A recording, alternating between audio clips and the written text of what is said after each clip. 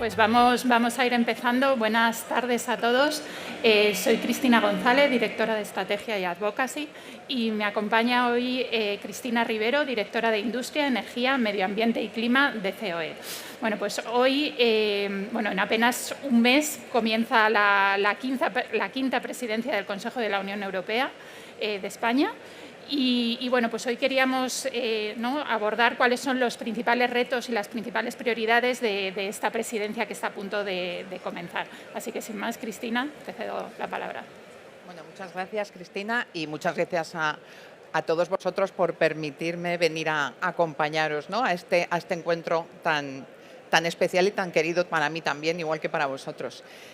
Claro, en el día de hoy, esto de... ¿Cómo se llamaba? Retos y oportunidades. Las oportunidades son las mismas, pero los retos han subido bastante, ¿no?, con el anuncio que hizo el presidente del Gobierno ayer de la convocatoria de elecciones generales para el día 23 de julio.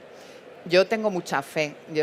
Antes lo estábamos comentando, nosotros organizamos una cumbre del clima con 40.000 delegados en 2 meses, mientras el resto de países del mundo tardan 2 años en organizarlo, con lo cual estoy segura que con la presidencia vamos a hacer lo mismo y al final no deja de ser una oportunidad para nuestro país. Bueno, como sabéis, la presidencia española del Consejo de la Unión Europea es desde el 1 de julio hasta el 31 de diciembre y desde la Confederación hemos hecho un documento de prioridades de las empresas, que es lo que las empresas esperan de esta presidencia, ¿no?, del impulso que puede dar España a los dosiers en los que se está negociando. Es verdad que tampoco hay mucho margen de maniobra, porque en lo que van a trabajar es en los dosiers que haya dejado la presidencia sueca, y además se junta que el año que viene hay elecciones en Europa, hay cambio de instituciones, con lo cual es una presidencia un tanto especial, no solo por nuestra casuística doméstica, sino también por el contexto europeo.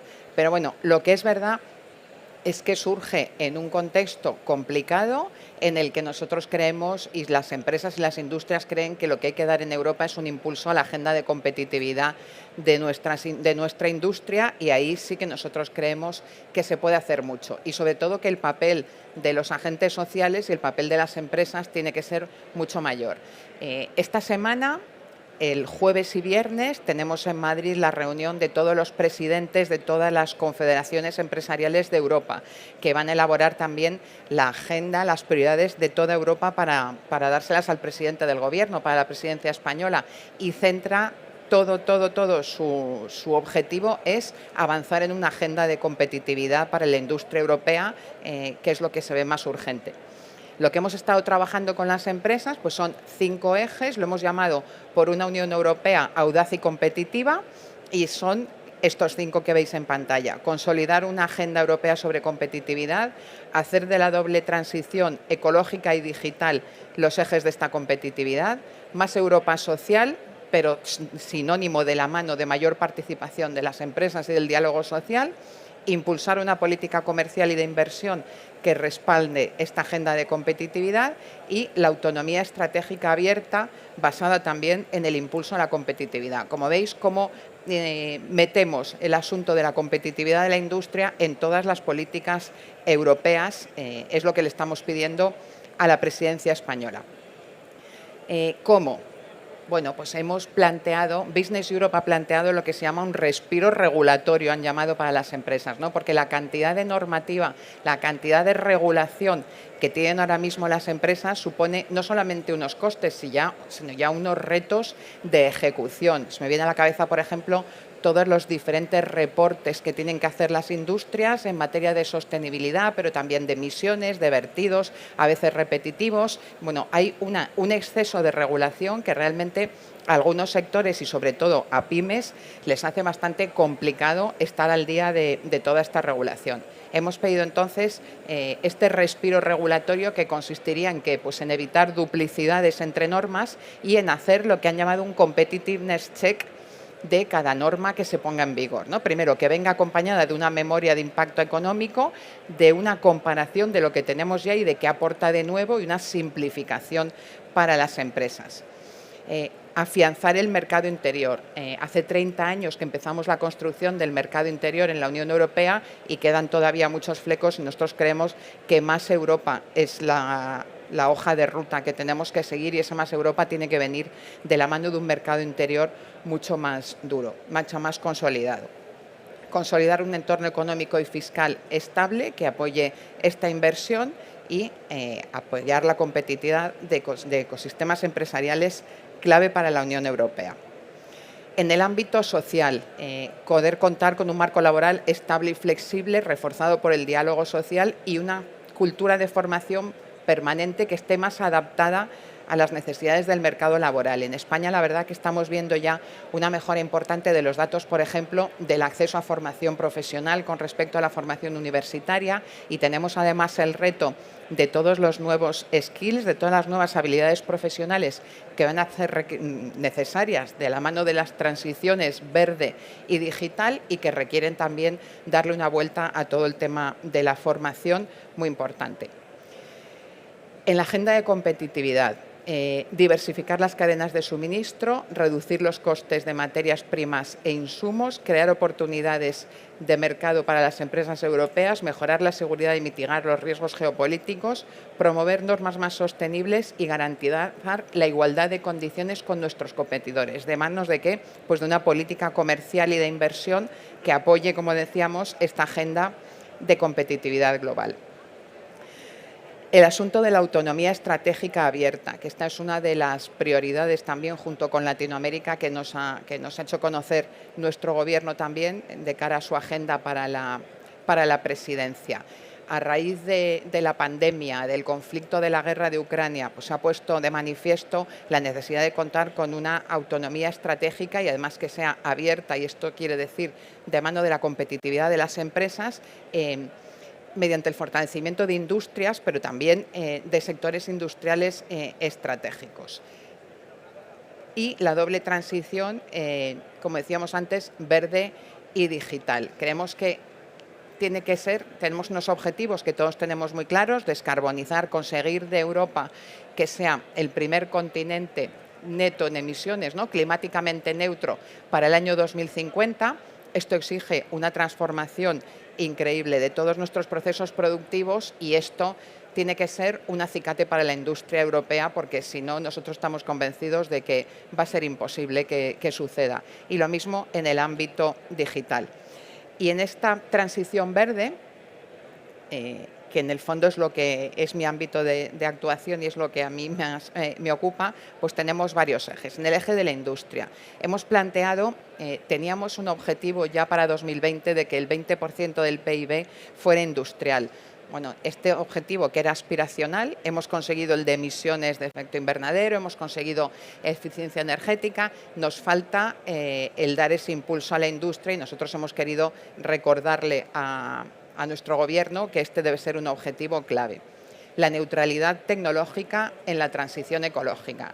El reto de la descarbonización no es el mismo para todos los sectores y además es a largo plazo, estamos hablando de 2050. No sabemos a dónde va a evolucionar la tecnología y, por ejemplo, lo hemos visto con la solar o con la eólica, ¿no? Hace 10 años nadie pensaba que íbamos a llegar a los niveles de reducción de costes de estas tecnologías que nos permiten hoy que sea la fuente más barata de generación eléctrica. Pues no sabemos qué va a pasar en el futuro, con lo cual creemos que hay que ser prudente, creemos que todas las tecnologías van a jugar un papel y que el enfoque debe ser no seleccionar tecnologías, sino realmente que cualquier tecnología que pueda aportar en esa transición a llegar al cero neto de emisiones de gases de efecto invernadero tiene que poder ser utilizada en la Unión Europea. Garantizar la igualdad de condiciones para las empresas europeas. Y sabéis que aquí se ha puesto en marcha, se va a poner en marcha lo que llaman el mecanismo de ajuste de carbono en frontera. No puede ser tampoco que un compromiso muy fuerte de las empresas de la industria europea por la descarbonización le suponga una desventaja con respecto a competidores de la Unión Europea que no tienen estos costes ambientales porque no han hecho esa apuesta por la sostenibilidad. Nosotros creemos que hay que poner en marcha todas las herramientas que sean capaces de nivelar las condiciones y el terreno de juego para las empresas europeas con respecto a nuestros competidores.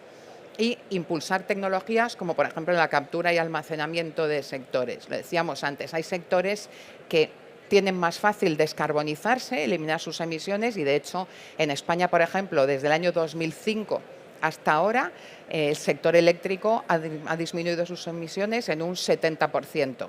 ¿Por qué? Porque ha habido el cambio de carbón y de gas, de combustibles fósiles a renovables, ha habido una penetración de renovables que ha permitido esas reducciones. Ha habido una electrificación por ser la solución más barata, la primera que se ha puesto en marcha, pero hay procesos, sectores, industrias que no tienen la opción de descarbonizar electrificando y que necesitan otro tipo de tecnologías, pues como por ejemplo estas de la captura, ¿no? Capturar el CO2 que emiten con tal de aportar a este objetivo de neutralidad climática. En energía, reforzar el mercado interior de la energía. Nosotros creemos que las intervenciones que hagan en los mercados eléctricos, energéticos, tienen que venir de la mano de una armonización en Europa. No puede haber una distorsión entre países que afecte a la competitividad. Hemos acordado unos principios básicos. Sabéis que tenemos ahora en ciernes toda la reforma del mercado eléctrico y aquí pues, tenemos que garantizar eso. Por una parte, que en España las señales del mercado sean las que de verdad incentiven la descarbonización, porque es un objetivo que está en la ley, que esto nos da igual el gobierno que venga, porque el que venga después, sea quien sea, tiene que asumirlo. Es un compromiso europeo y es un compromiso también con el resto del mundo, ¿no? Con Naciones Unidas. Hay que tener mucho cuidado con la seguridad de suministro y, como os decía antes, con la competitividad. Y reforzar las interconexiones eléctricas y gasistas. Toda esta penetración ingente de renovables que tenemos necesita un desarrollo de redes mucho más grande. Necesitamos que esa energía pueda fluir mucho más con Europa para poder consolidar un mercado interior también que sea operativo y en el que se puedan igualar las posibilidades, ¿no? Entre los países. Potenciar la vigilancia de mercado, como decía antes, con el mecanismo de ajuste de carbono en frontera, ¿no?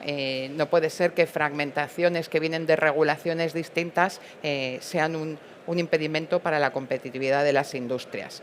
Fomentar el crecimiento empresarial y eliminar barreras administrativas, agilidad y simplificación administrativa y viabilidad técnica de las normas, porque a veces en esta vorágine que os decía antes de regulación ambiental, pues hemos llegado al punto de tener que aplicar normas que ni siquiera el regulador es capaz de decirte cómo se aplica. No me voy al impuesto al plástico, por ejemplo, que ha sido un caos porque realmente ni en el Ministerio de Hacienda, no es que las empresas ya no lo quieran aplicar, es que realmente nadie sabía cómo aplicar eso. Bueno, pues tienen que venir las normas de una memoria económica, acompañadas de una memoria económica, pero también de un análisis de viabilidad de qué es lo que estamos pidiendo. O cuando pedimos alternativas al hexafluoruro de azufre sin que esté desarrollada técnicamente el compuesto, que de eso seguro que vosotros por aquí sabéis mucho más, que pueda sustituir al SF6 tal como lo estamos utilizando hoy en día, ¿no? Y luego los permisos.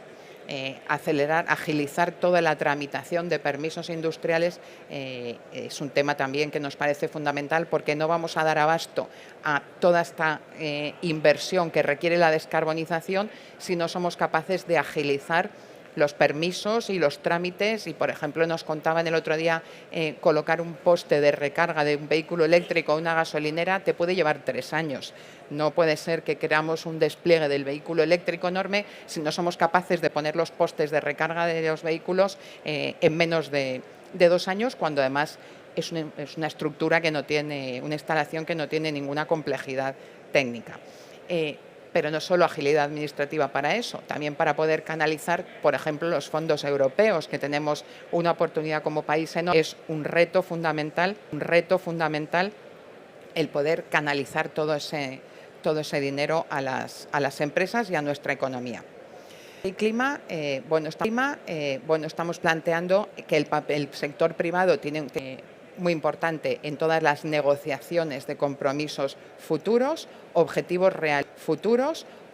realistas en protección de la naturaleza, porque está uno de los dosieres que van a caer en presidencia española, es la Ley de Restauración de la Naturaleza, y ahí se establecen una serie de objetivos de restauración de hábitats en función del deterioro de los ecosistemas de cada país, y ahí tenemos un reto también porque los datos que tenemos tampoco nos sitúan en muy buena posición. Fomento y desarrollo de la economía circular en toda la cadena de valor y salvaguardar la privacidad y competitividad de las empresas. Información ambiental que puede ser afectar a su competencia, y que como cada vez es más los requisitos que nos piden, pues creemos que aquí también hay que hacer una simplificación y dotarlo de un poco de coherencia. Garantizar un resultado coherente y realista en la implementación del paquete Fit for 55. Este es el paquete de medidas legislativas que van a conseguir que aumentamos nuestra ambición climática del 20 y el 40 que teníamos. Ahora estamos en un 55%, y esto es una vuelta de tuerca también de toda la legislación. Ya ha estado acordada en las instituciones europeas, pero ahora hay que ponerlo en marcha, y aquí creemos que hay que hacer también un ejercicio de realismo y de coherencia, y evitar el incremento de cargas adicionales sin beneficio ambiental, por ejemplo, en dossiers como todo el paquete de contaminación cero. Y bueno, esto es el papel. Muchas gracias.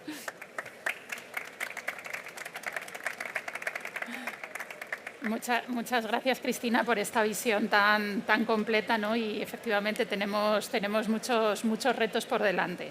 Me gustaba cuando decías al principio, ¿no?, que tú eras optimista de cara a esta presidencia que está a punto de comenzar. Y bueno, aunque has dado unas pinceladas y lo estábamos comentando antes, claro, nos pilla el comienzo de la presidencia española con fin de legislatura europea, y desde ayer también fin de legislatura nacional.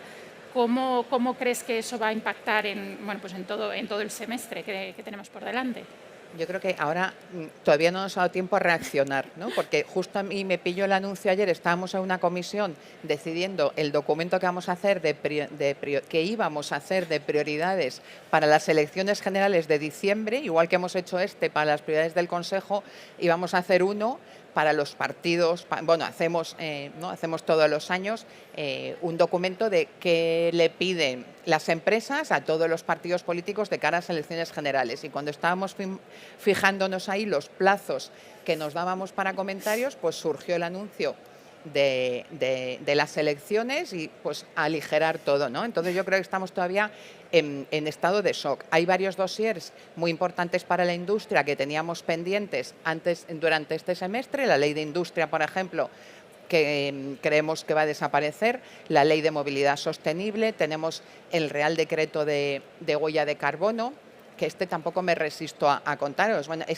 son otras obligaciones más de reporte para las empresas, y hemos hecho una encuesta en COE para poderle decir al Ministerio, antes de regular, por favor, mirad cómo está el tema en España. No, si todo el mundo calcula huella de carbono. Bueno, pues de una encuesta de 840 empresas que nos han contestado, calculan la huella de carbono el 20%. Todos los demás no. O sea, no. A veces damos por sentado que como tenemos los objetivos todo va a pasar, pero las herramientas no las tenemos tan claras. Entonces, por una parte, incertidumbre en los dossiers que tenemos a nivel nacional. En lo que son dossiers que se vayan a trabajar en la Unión Europea, eso, como os decía antes, como lo heredamos de los suecos y se lo pasaremos a los siguientes, pero muchas cosas habrá que cerrarlas porque la siguiente comisión ya no los va a coger. Entonces, tendrán que, no sé qué gobierno, pero el gobierno que toque tendrá que hacer una priorización, y también con Europa, de qué es lo que quiere acabar en este año. En todo lo que es la logística, yo sí que confío totalmente en que tenemos equipos de gente buenísima que va a estar a la altura. Tenemos, como sabéis, consejos de ministros por toda España durante el año que viene, y tenemos un montón de citas internacionales importantes, que eso estoy segura que van a salir bien. Sin duda. Lo lidere quien lo lidere. Sin duda. Hablabas también precisamente vinculado con el fin de esta legislatura a nivel europeo, ¿no?, de este tsunami regulatorio, de esta sobre legislación que tenemos, y nosotros, si nos fijamos en los temas específicos que más nos afectan como química, la revisión del REACH, revisión de CLP, etcétera, vemos, ¿no?, que efectivamente quedan muy pocos meses y muchas cosas por hacer, ¿no? Entonces, quería preguntarte por esto que has comentado de la comunicación, de la competitividad, ¿no?, y de ese respiro regulatorio. ¿Tú lo ves factible teniendo en cuenta eso, que a mediados de aquí a un año, en principio, el Parlamento termina su legislatura? Yo creo que nos vamos a poder salvar de algunas cosas porque no les va a dar tiempo, entonces esa carga regulatoria, igual hay algún dossier que se queda por el camino, pero es verdad que todo este tema de la simplificación regulatoria llevamos diciéndolo un montón de años. Yo ahora no me acuerdo cuál era, pero no me acuerdo del número, pero sé que hicimos un ejercicio en COE, ¿no? De si pones las hojas del BOE que se han publicado el año pasado, bueno, pues llegábamos a la altura de la Giralda. O sea, es imposible conseguir tragarse toda esta legislación y implementarlo. Y entonces el tema del reality check y del competitiveness check que está pidiendo Business Europe va también mucho en esa línea, de decir, bueno, a nivel europeo a lo mejor hay que, de cara a la nueva comisión sobre todo, a lo mejor es una oportunidad para parar, simplificar, hacer un ejercicio de simplificación, que también yo creo que lo va a ayudar mucho el que tenemos herramientas cada vez más sofisticadas de información, ¿no? Y de datos. Antes, por ejemplo, el reporte de emisiones por instalación y algunos en papel a distintos ministerios. Es que cuando hablamos de simplificar, no hablamos de escaquearnos las empresas de hacer nada. Hablemos de ser eficientes, de poder ir a una ventanilla, de poder reportar un dato y no un dato a cada cosa, y toda esta simplificación. Yo creo que la realidad es muy tozuda y la vamos a tener que conseguir, y la nueva comisión a lo mejor sí que es una oportunidad para hacer de esto una prioridad. Esperemos, porque como dices tú, el tener que ir ventanilla a ventanilla, pues muchas veces es cansado, y además muchas veces te pierdes, ¿no? Las empresas hay veces que no saben dónde tienen que recurrir. Y comunidad autónoma por comunidad autónoma, porque luego esa es otra, que si operas en una sola comunidad autónoma está muy bien, pero como seamos una empresa que opera en cualquier comunidad autónoma, hemos llegado también, por ejemplo, bueno, solamente el tema de zonas de bajas emisiones. O sea, tú te coges un furgón de reparto en Madrid y como quieras venir aquí a Barcelona, a lo mejor pasas 10 regulaciones distintas de por dónde puedes ir o por dónde no. Pues todo esto hay que intentar simplificarlo. Hablando, ¿no?, precisamente de todos estos momentos puntuales en los que se publican o se anuncian cosas, bueno, pues en febrero de este año se anunciaba el Green Deal industrial, que obviamente pues, como sector nos afecta, y luego un mes más tarde se anunciaba la Ley de Industria de Cero Emisiones Netas, la Net Zero Industry Act, y también la Ley de Materias Primas Críticas. Bueno, algunas de las cuestiones tú ya has mencionado durante tu presentación, cuestiones como la autonomía estratégica o la competitividad. Entonces, aunque luego entremos en un poquito más de detalle, sí que quería saber un poco cuál es vuestra percepción desde COE de esta comunicación del Green Deal industrial y cómo nos puede impactar en nuestra presidencia. Yo creo que el Green Deal industrial ha sido muy buena iniciativa. Da un poco de pena que, si pensamos que el Pacto Verde se publicó en diciembre de 2019, hemos tenido que esperar a que Estados Unidos saque su Inflation Reduction Act para dar facilidades a las empresas para invertir en las tecnologías que quieran, para reaccionar nosotros con este paquete que entendemos que se trata de eso. O sea, se trata de reforzar el papel de las industrias y el que conseguir esta economía europea neutra en carbono en 2050 venga de la mano de un apoyo a las empresas, y que las empresas tengan facilidades de todo tipo para poder invertir en las tecnologías que hacen falta. En volumen, ¿no?, decían, no, tenemos los fondos europeos, en volumen de ayudas a lo mejor sí que es comparable con las ayudas que esté dando Estados Unidos, pero la diferencia es lo que decíamos anteriormente, que en nuestro caso van de la mano de unos hitos regulatorios, de una selección de tecnologías, de unos plazos, de una burocracia que no tienen las empresas en Estados Unidos. Y cuando uno ve que hay empresas que están desviando decisiones de inversión a Estados Unidos por eso, pues realmente es una pena. Entonces, nos parece que está muy bien. Hemos pedido que sea más inclusivo, que no se centre en algunas tecnologías, que cualquier tecnología que pueda aportar esté incluida, que se cuente con el sector privado, ¿no? Porque yo siempre lo digo, te pueden dar la receta del bizcocho, pero el horno es tuyo. Y tú eres la que sabe cómo funciona el horno y la receta es buenísima, pero al final los sectores industriales son los que tienen el día a día y la realidad de los temas. Nosotros creemos que es fundamental que formen parte en primera línea de todo esto. Claro, precisamente hablabas tú ahora de la neutralidad tecnológica, ¿no? Y el hecho, bueno, pues en el Net Zero, ¿no? Que se hayan elegido 8, si no me equivoco, y luego se haya hecho incluso una limitación un poquito más allá, pues claro, estás dejando fuera, bueno, pues tú lo has dicho antes, ¿no? El potenciales tecnologías que ahora mismo no sabemos de aquí a 5 o 10 años lo que puede pasar, ¿no? Y otro de los temas que también estabas mencionando era todo el tema de trámites burocráticos, etcétera. Y bueno, pues tanto la Net Zero como la Ley de Materias Primas Críticas, ¿no? Hablan de esa, digámoslo así, ventanilla única o bueno, pues punto en el que uno accede para, bueno, pues para agilizar todos estos trámites y todas estas autorizaciones. Entonces quería preguntarte, porque claro, esto viene de Europa y luego en la comunicación se dice que los Estados miembros tendrán que implementarlo. Entonces quería saber qué opinión te merece el que se implemente esta ventanilla única y luego cómo ves de factible que lo implementemos aquí en España.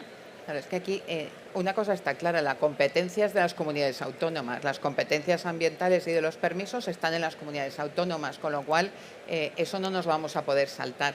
Nosotros estamos haciendo lo imposible y la industria europea también para dar herramientas y facilitar cómo se puede hacer toda esa simplificación de permisos. Estamos analizando los tiempos y los requisitos de los permisos industriales. En Business Europe tenemos un grupo de trabajo que además hay muchos representantes de empresas españolas de COE, en el que le vamos a dar a la comisión una metodología y un estudio de, mire, le estamos diciendo este tema de la simplificación de permisos con datos y con fundamento, porque no se trata, como os decía antes, no se trata de escaquearse de nada, se trata de ser eficiente en costes y de poder dar respuesta a todas las necesidades de inversión que tenemos. Y es que al final, si no somos capaces de simplificar esos permisos, lo que va a pasar es que no vamos a ser capaces de hacer las inversiones que requieren y no vamos a llegar a los objetivos, con lo cual o por la vía de lo empezamos a hacer ahora o por la vía de pues no hemos cumplido los objetivos que hacemos ahora, no lo vamos a tener que hacer porque la realidad es muy tozuda. Sin duda. Y hablando de pues la ley de materias primas críticas, tú has mencionado también la importancia, ¿no? de la autonomía estratégica abierta, de las cadenas de suministro y las cadenas de valor. Y pues para nosotros como sector químico, ¿no? que abastecemos al 98% de las actividades productivas, pues esta ley es muy relevante. Quería saber un poco qué opinión o qué visión tenéis desde COE de esta ley. Claro, aquí lo que hemos pedido a la Administración es un poco en la misma línea de la inclusividad, ¿no? De no se centre solo en un puñado de materias primas críticas. Hay muchos materiales que van a ser esenciales para poder realizar todas estas inversiones que la transición ecológica necesita, y aquí está muy bien que podamos diversificar proveedores, que tengamos mayor dependencia, pero que nos gustaría que fuera un enfoque más amplio en materiales, en todo. O sea, no centrarse en unos pocos, igual que en la lista de tecnologías que decías antes. Nosotros no queremos listas y no queremos que se centren en determinados materiales. Creemos que cualquier material que pueda aprovecharse para la transición ecológica se pueda utilizar. Queremos que si lo tenemos en España se pueda extraer. Y queremos que si tenemos más amplio abanico de proveedores sea mucho mejor. Y para eso también la ley, por ejemplo, crea un consejo, ¿no? de asesor.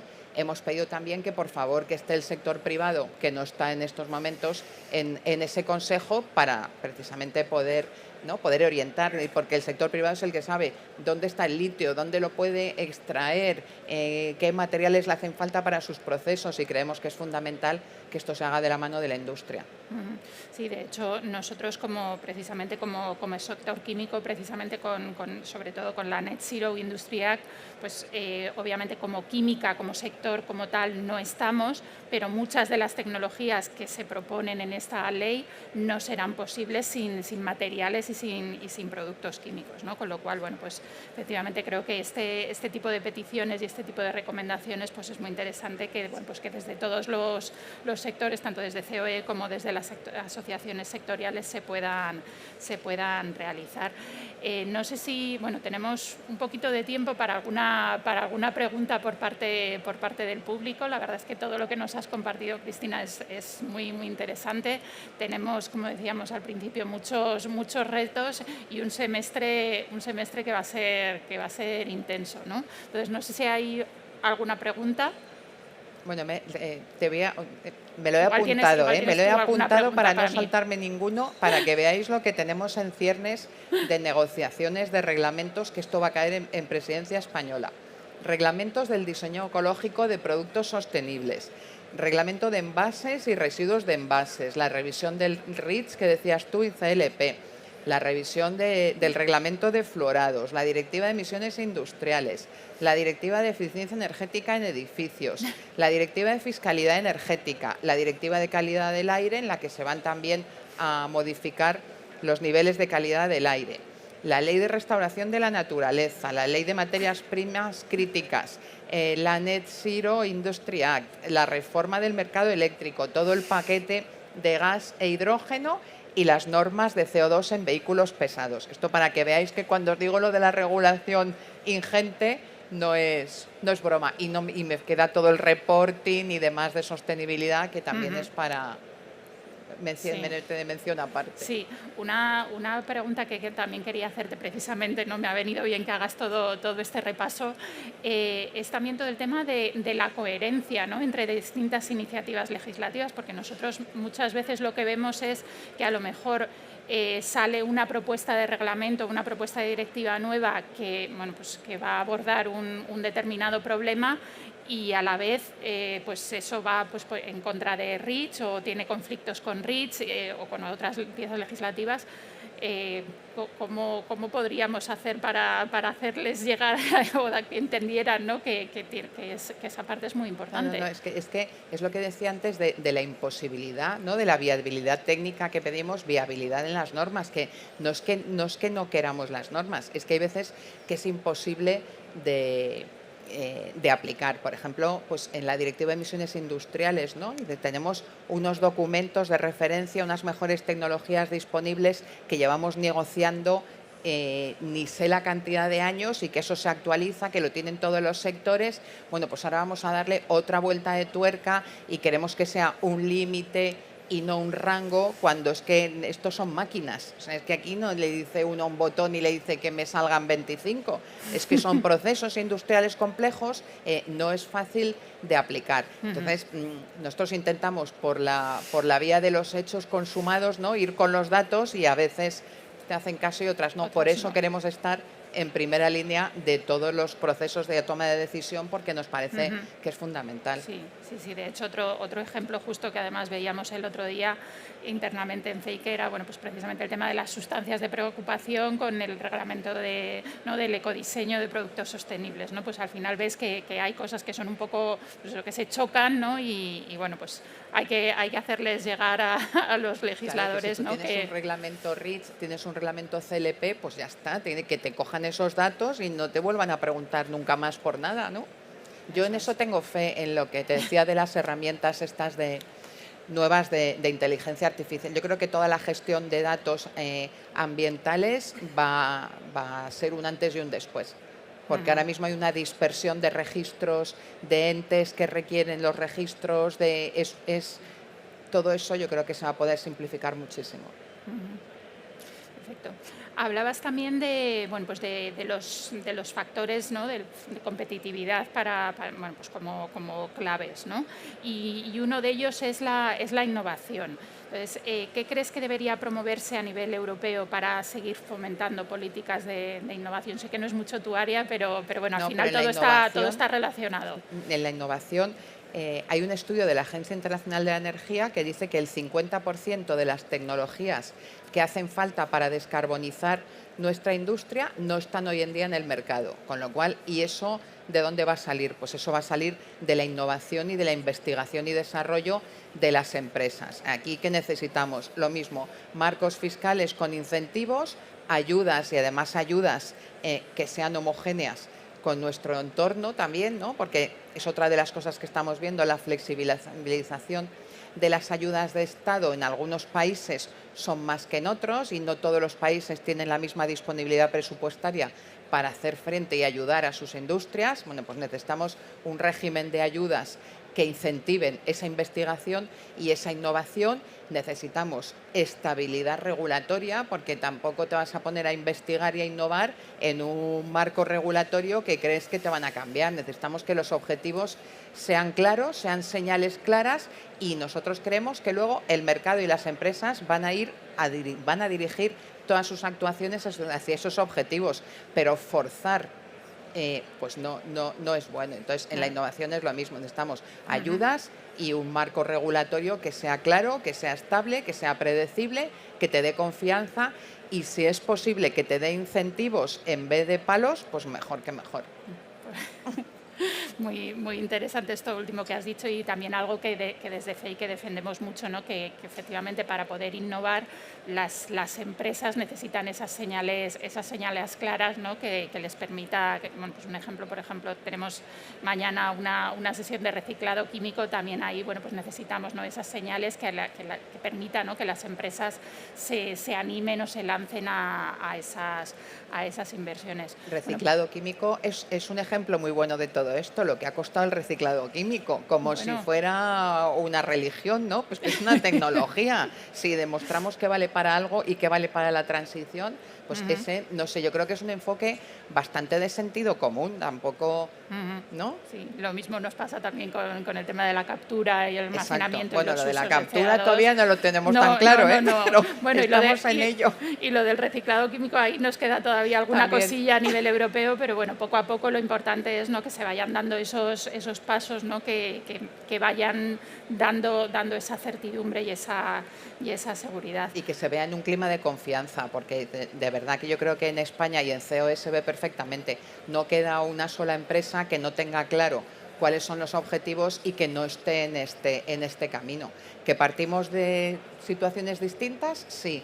¿Que a todo el mundo no le va a costar lo mismo? Sí, pero no hay nadie que no tenga una apuesta por la sostenibilidad y que quiera contribuir a los objetivos. Entonces, eso también tiene que ser uno de los retos que yo creo que tenemos y que tenemos que mejorar, el ambiente de confianza en nuestra industria y en nuestras empresas, que al final son las únicas que van a hacer posibles que cumplamos con estos objetivos, porque esto no lo van a hacer los gobiernos y no lo van a hacer los ciudadanos, lo van a hacer las empresas. Pues vamos a ver a las empresas como aliados, porque de verdad son capaces, si no tienen las soluciones, son las que los van a desarrollar.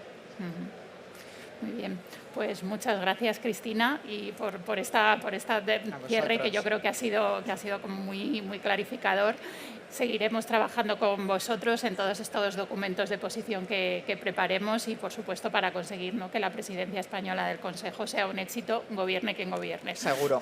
Muchas gracias a vosotros. todos.